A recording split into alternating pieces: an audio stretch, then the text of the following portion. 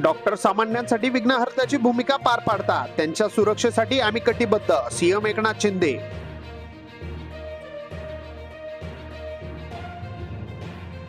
राज्याला मिळाल्या 3 नवे वंदे भारत एक्सप्रेस. गाड्यांचे वेळापत्रक देखील जाहीर. आता ट्रेनची संख्या पोहोचली 11 वर.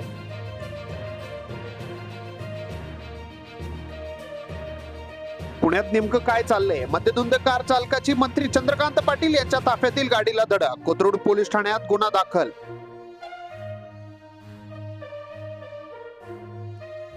मुक्तीसंग्राम दिनी थेट स्वतंत्र मराठवाडा राज्याची मागणी. गुणरत्न सदावर्तेंचे थेट राष्ट्रपतींना पत्र. पुन्हा वाद वाढण्याची शक्यता. स्थानिक स्वराज्य संस्थांमधील आरक्षण कधीच संपवले. सीएम एकनाथ शिंदेंनी ओबीसी आरक्षणाच्या मुद्द्यावर डोळ्यावर पट्टी बांधली. लक्ष्मण हाके.